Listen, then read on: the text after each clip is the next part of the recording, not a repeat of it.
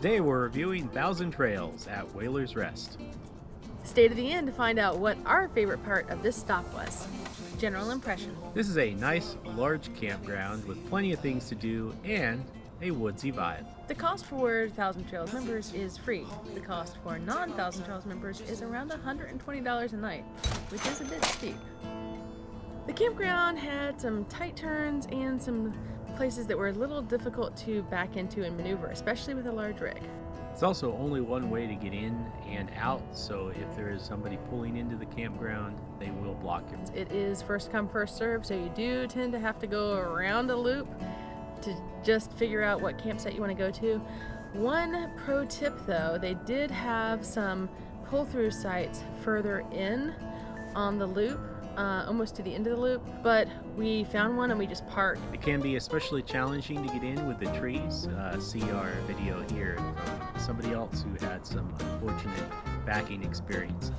You know what they say about about husband and wife arguments? The fastest way to start an argument is to try to back the trailer in.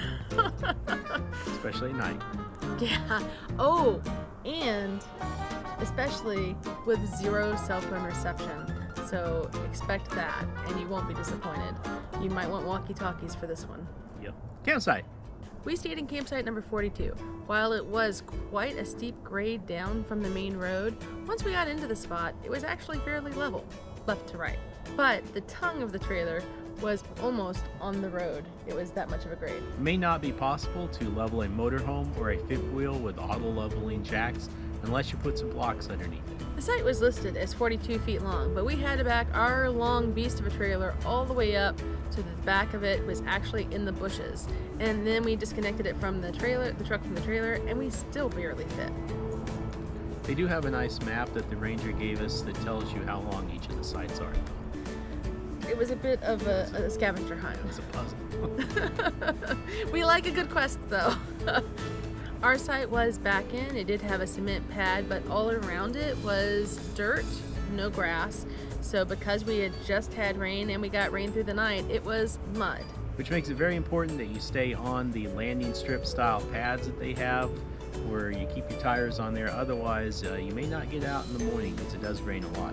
Oregon. They did have sites available with 50 and 30 amp, hashtag 50, that the 50 amp are not as prevalent as the 30, so it's a bit of a scavenger hunt to make sure if you need that extra amperage. Our site did have a picnic table and a fire ring. The Wi-Fi was not available on our side of the park. The northern side of the park did have Wi-Fi, but as you can imagine, it was full most of the time. There was no cell phone reception at our site. Zero. Zilch. So, nada.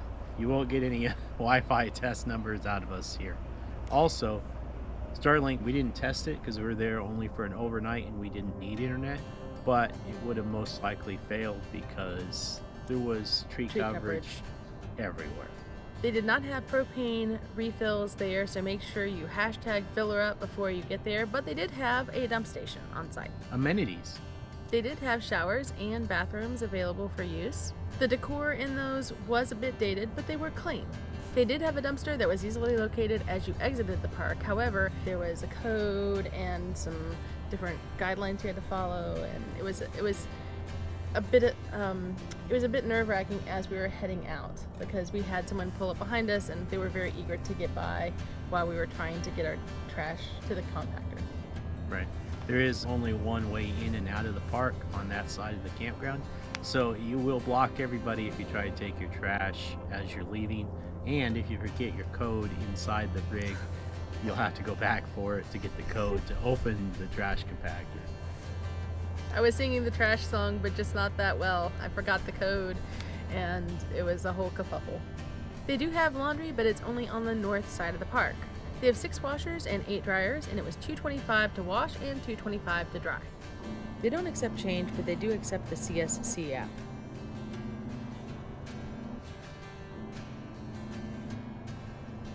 So this campground had a pool and a hot tub. However, in order to access them, you actually had to go through the bathrooms, which was a little odd. They do have a playground, one on each side of the campground, which is really nice so that you don't have to cross the road if you want to take your kids to the play area. They have a clubhouse on each side of the park. They have room to sit, watch TV, play pool, and play cards. They have ping pong and shuffleboard at the North Clubhouse. They had foosball, coloring sheets for the kids, and a small playroom at the South Clubhouse. They have tennis, yard checkers, frisbee golf, and mini golf.